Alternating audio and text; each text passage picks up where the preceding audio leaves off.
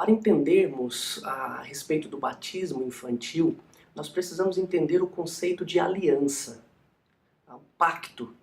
Quando Deus chamou o povo para si, ele chamou Abraão, um pagão, um adorador de deuses, e fez promessas a Abraão. Ele disse a Abraão: olha, Abraão, eu estou te chamando para ser meu, vou fazer de ti uma grande nação, vou te abençoar, abençoarei a sua descendência, e a sua descendência abençoará todas as famílias da terra. Deus estava se referindo ali ao nascimento de Jesus, porque da linhagem de Abraão nasceria Jesus, que abençoaria todas as famílias da terra. Esse é o conceito de aliança que Deus fez lá com Abraão e que persiste até nós hoje. Nós não dizemos que somos filhos de Abraão pela fé, não é isso que Gálatas nos diz, Paulo nos diz em Gálatas capítulo 3, ele diz isso, que os da fé é que são filhos de Abraão.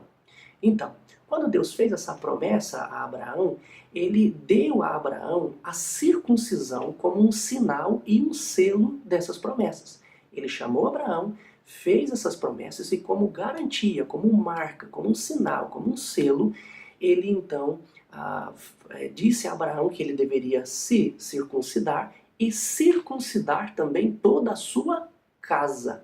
Ou seja, Abraão creu e recebeu a promessa.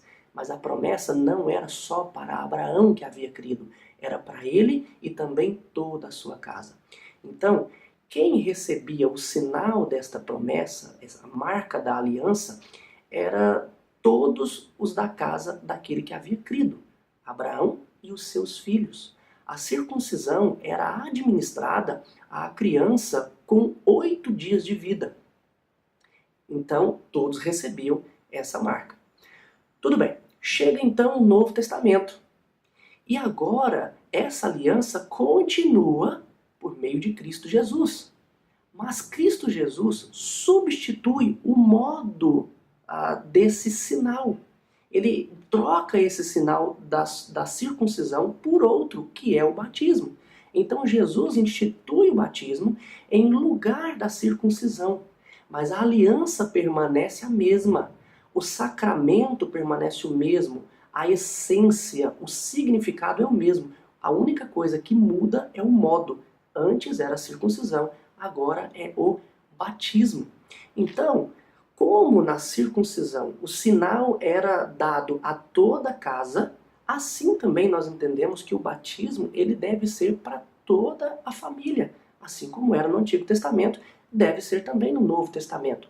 Mas aí muitos podem dizer, mas na Bíblia não diz batizar não é mediante arrependimento? Sim, mediante arrependimento. Mas para quem? Ou seja, de quem ele está falando? De adultos ou crianças? Ora, nós temos que entender que o Evangelho seria pregado a uma nação que não era filho da promessa, uma nação que não fazia parte do povo de Deus. Então, para que eles recebessem a promessa, eles deveriam se arrepender e crer no Evangelho. Então eles seriam batizados. Trata-se de adultos. Mas quando os pais se convertiam e eram batizados, a promessa de Deus era para eles, como também para os seus filhos. É isso que Pedro diz no segundo capítulo de Atos, quando fala dos 3.000 batizados, ele diz, olha, vocês se arrependam e sejam batizados, porque a promessa de Deus é para vocês e para vossos filhos. O Novo Testamento faz referência a casas inteiras que foram batizadas. Paulo, escrevendo a primeira carta aos Coríntios, no capítulo 1, versículo 16, fala que ele batizou a casa de Estéfanas. Também em Atos, capítulo 16, versículo 15, fala da casa de Lídia sendo batizada. Um pouco mais à frente, no mesmo capítulo, também trata da conversão do carcereiro, e ele pergunta, o que eu preciso fazer para ser salvo? E Paulo diz, crê no Senhor Jesus e serás salvo tu e tua casa. Então, no Novo Testamento, nós percebemos que a maneira de administrar esse selo, essa marca da promessa de Deus, era da mesma forma do Antigo Testamento. Era para toda a família. Então, quando os pais se convertiam, eles recebiam o selo da promessa, o batismo, mas também toda a sua casa recebia isso. Algumas pessoas também dizem o seguinte, mas no Novo Testamento não tem nenhuma ordem expressa para se batizar criança. De fato, não tem. Mas uma vez que é uma sequência ou a continuação da aliança, a pergunta ou o raciocínio deveria ser ao contrário. Não existe nenhuma ordem expressa no Novo Testamento para não se batizar crianças, ou seja, para romper o que já vinha desde o Antigo Testamento, que era toda a casa recebia a marca da promessa, o selo da aliança. Então, por isso, a igreja presbiteriana, assim como algumas outras igrejas, faz a prática do batismo infantil, porque entende que esta é a marca da promessa para toda a família. É claro que esta criança, quando ela crescer, ela precisará professar a sua fé, porque se ela não professar, se ela não disser, olha, o batismo que eu recebi na infância, eu entendo que eu sou parte do povo de Deus, eu arrependo dos meus pecados, eu me converti ao Senhor Jesus, eu recebo o Senhor Jesus como o único Salvador da minha vida. Se ela não fizer isso, esse batismo de nada serve. Por quê?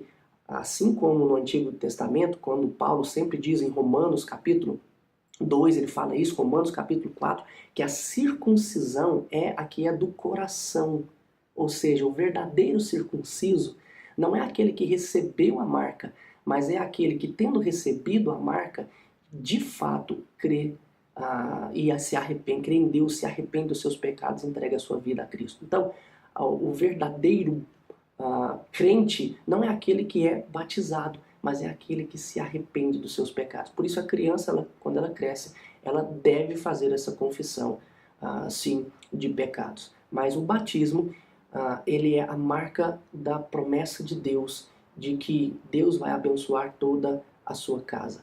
Essa prática acontecia no Novo Testamento, acontecia na igreja primitiva, ela perdeu um pouco o seu significado real e verdadeiro durante a Idade Média com a Igreja Católica Romana, mas ela volta a ser praticada de uma maneira correta na Reforma Protestante.